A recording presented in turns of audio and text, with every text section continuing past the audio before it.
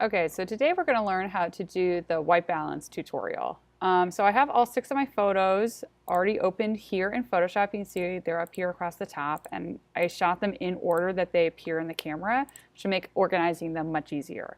Now the default cropping for all digital images is about 8 by 12. So what we're going to do is we're going to go up to image and then image size, and we're going to set them all to make sure that they are 8 by 12. So mine are going to be 12 by 8. So depending if you shoot it horizontally or vertically, it kind of changes. So we're going to go through all 8 of them. I'm sorry, all 6 of them and make sure. So again, go to image, image size, and set them all to 12 by 8 and then hit OK. You repeat this process for all of them.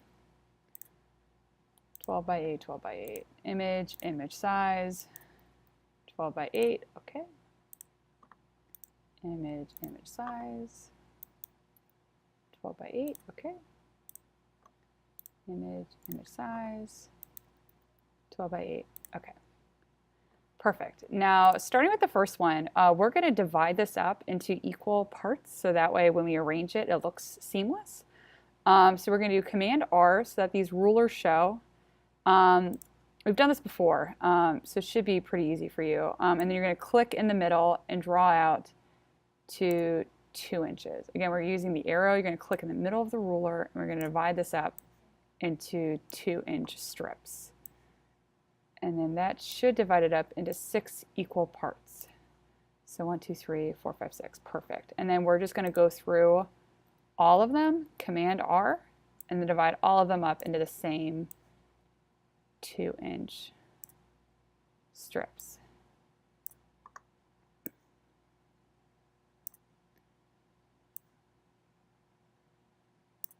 One, 2, 3, 4, 5, 6. Perfect. Okay. Command R, ruler, 2 inches, 4 inches, 6, 8, and then 10. And we're just repeating the same process, Command R, through each image, because this will help, again, line everything up perfectly and make sure that when we assemble the final piece that it is exactly right. Command R.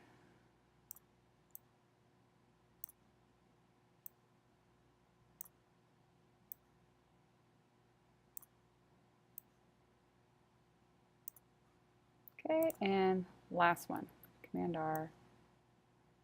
2, 4, 6, 8, and 10. Okay, so now that all of my images are divided up perfectly, I'm going to make a new document. So File, New. And it is going to be 12 by 8 as 300 resolution. And then, okay. And it'll pop up right here. I'm going to zoom out just a little bit. And then you can do the same strips here. So 2, 4, 6, 8, 10. It looks like my 4 is just a little off. So let me just put it back. Boop. Perfect. Now we're going to go to the first image. We're going to use the crop tool. We're going to set these to 2 by 8 inches perfectly, and then that will line up perfectly in that first little row. And then we're going to accept the crop,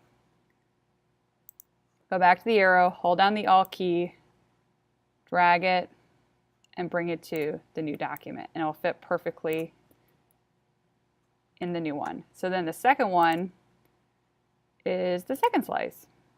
So click, 2, enter, arrow, hold down Alt, drag it up, and this is the second slice. Boop. And the third slice. So see, it's very simple once you do all the setup. So if you don't do the setup, it gets pretty messy pretty quickly. But setting the image up, taking your time to put it all together, first go around makes things much simpler. So this is the fourth slice, enter. Hold down Alt, drag it up, bring it down, release. Fifth slice, 5, enter, arrow, Alt key, drag it up, bring it down, release. And then the sixth slice. Enter, Option, and drag it into place. And you can already see here that you can tell what the different color temperatures are. And then we can go up to View and we can hide the rulers. And we can also hide the guides, if I remember how. Turn off the guides, boop. And they've got a little bit of gappage. That's okay. So I can just kind of squeeze them back together. So see, even I'm not perfect. Kind of squeeze the whole thing a little bit together. See, that's pretty good. Okay, sorry about that. My Photoshop crashed, which is also a good kind of add-in for me to remind you to always be saving your work as Photoshop files, so that way my layers are still intact as you go through.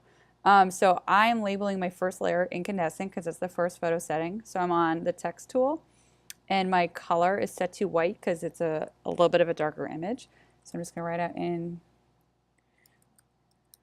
incandescent. And you can see that that kind of goes into the next strip. So I'm actually going to do is use the arrow tool and then Command T, and I can rotate it sideways so that it kind of fits nicely in this little strip. I also hope that I spelled incandescent correctly. I'm not quite sure. But that's okay. I can go back and edit it later because it's still right over here in this strip. And then the next one is fluorescent. O-R-E-S-C, fluorescent. And again, I can use the arrow, Command T, hover around the outside, hold down Shift to make sure that it's nice and flush, and then put in place, and then hit Enter. And I can go through and name all of my files correctly. And if you've forgotten the order, I have the little picture up in preview. So next is sunlight, followed by flash, cloudy, and shade. So click, so sunlight, Command T, hold down Shift, place, hit Enter. And I've already forgotten sunlight, flash,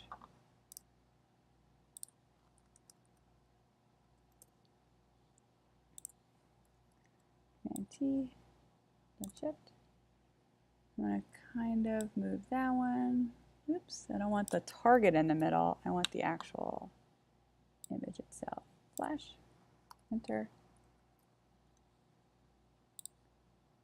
cloudy,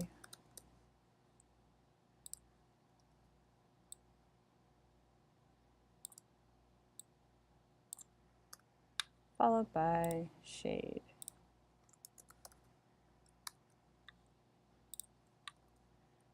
Of course, you don't have to rotate them. You can always just use a smaller font. I just thought this was a neat little thing to kind of show you. Okay, and then all of my strips are now perfectly labeled. You can also put the labels at the top, in the middle. It doesn't really matter, as long as they are labeled properly in the right order. And then finally, we're going to file, save as a JPEG, and then submit to Google Classroom. First JPEG, save, maximum, okay. Okay, and you're good to go.